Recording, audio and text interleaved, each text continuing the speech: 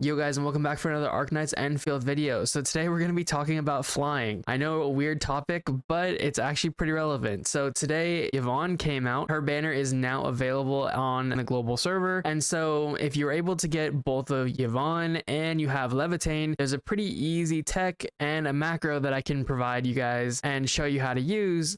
That's pretty cool and allows you to get to some very unique spots if you're trying to min-max your zip lines. Okay, so really quickly, let's just kind of go into what you need to know about this team. And it does need to be these specific members in order to get these two macros to work. There is another way where you can use the camera to kind of work with one character, I believe, either Yvonne or Levitain, but I haven't been able to get that to work myself. This happened to be easier, and who didn't want to pull for both Yvonne and Levitain? You know what I mean? In general, Levitain and Yvonne are very special in two different ways.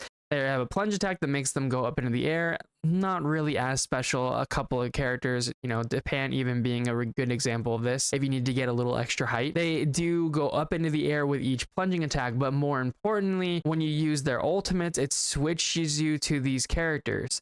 And the reason why that's important is because we're in mid-air. If you're in the middle of a plunge attack to get a little more height, you can't normally switch. And so these two characters allow you to forcibly switch even though you're gaining a little bit of vertical altitude. So these two are very, very important, but I have no doubt in my mind that there will be characters that have the similar effect in the future, so you can probably apply it to those as well. And then Japan is very, very special here in the fact that his ultimate, for whatever reason, works specially with Yvonne here to allow us to do a jump forward after the end of our flying scenario. So we're going to fly up into the air, and then we're going to use a final Yvonne plunging attack, and then we're going to use Japan ult, and for whatever reason there's a weird interaction that allows you to then jump forward after that. Now, I didn't discover this. I want to make that extra clear.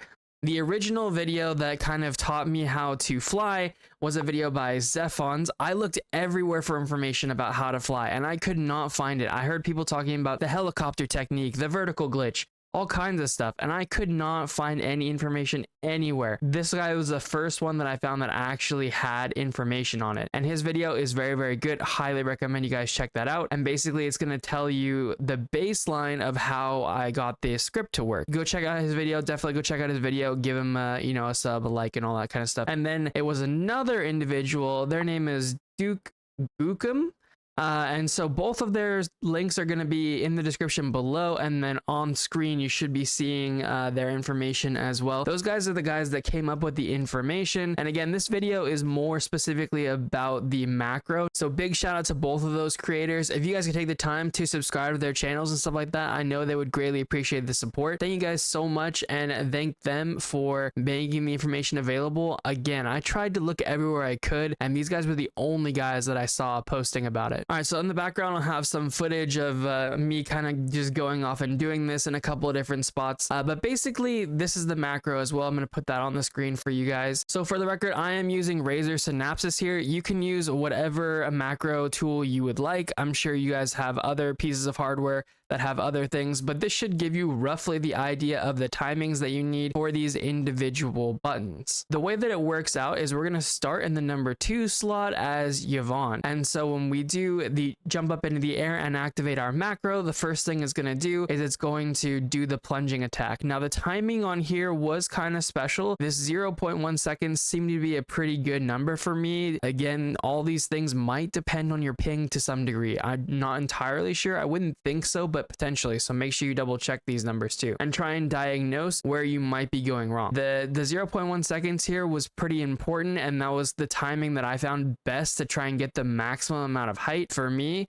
And then we immediately hold 1 to switch to Levitain in this example. The timing on here is very, very important. 0.25 seconds is too short, I found, and 0.3 seconds was long enough to trigger the ultimate. So we will need that information for the Japan macro, but we don't need that here because we don't actually want to fully use our ultimates. We just want to use it to switch. And then we go back into the plunge attack again, this time Levitain's plunge attack, and then we want to switch to Yvonne. So we hold down her ultimate for, again, 0.27 seconds, not long enough to activate it. Now, there's a lot of different things you could do for how you want to loop this, but basically this whole thing, it just just gets you back to the initial point you started from. And so that's what I like about it. So I jump up into the air, like I said, activate this macro, and at the end, you'll just be falling. You won't be plunging or anything like that. We do need that information for the next macro too, which is going to be our horizontal macro. So this one here, we're going to start off with a plunge attack. Again, very, very important. And then we want to hold our 3, which is our Depan button. And this time, like I said, 0.3 seconds is long enough to actually activate his ultimate, whereas the 0.27 was not. So we do want to fully activate his ultimate, which does seem to have that weird interaction that does allow us to jump forward. From here, I just looped pressing W and spacebar 20 times just to try and get as many opportunities to jump forward as I could. And so what you'll find is that you may need to play with the number of loops here, but also the timing of the activation of this macro in particular. Make sure you're starting to fall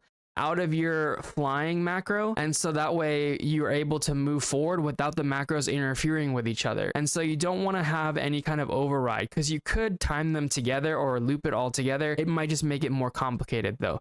That's part of the reason why I recommended putting them into 2 different macros like I did here. And you can really just control and activate that Depan macro when you do start to fall and the other macro has fully finished. And then one last thing I do want to mention is that food that's going to charge your ultimate does mean that you can go ahead and do these sequentially, right? Instead of just going into battle every time to charge Depan's ultimate, which should be the only ultimate that you're using here, you can actually just use food in order to regain it. I haven't been able to do this myself just because I'm broke. You know, you can see I don't have any of these materials, but you can bet that I'm going to be getting a lot of this stuff so that way I can be flying whenever I want and maybe even find some cool spots to chain over time. So we do have access to the mini honey slug pudding, which does give 8% ultimate energy for the entire team. However, this might just be easier because we're not really using the whole team's ultimate. You can actually just give 20% ultimate energy just to one individual, in this case Depan, so you can just carry this instead. But it just kind of depends on how often you're going to be doing this. One thing I would recommend doing is actually going through and equipping all of your characters to have ultimate gain energy on their armor and stuff while you're doing this too. You're not really going to be in fights or anything like that when you're doing this kind of content. So personally, I have all my characters, they have full ultimate gain pieces, and so it makes it a lot easier in case I screw up and I don't have this food, which I don't, like I said, because I'm broke. But yeah, hopefully you guys have found this video helpful. If you guys did enjoy the video, give the video a like down below. Don't forget to subscribe to the channel for more Arknights Endfield content, and we also cover Blue Protocol and soon Do It Night Abyss. So I'll catch you guys in the next one. Peace.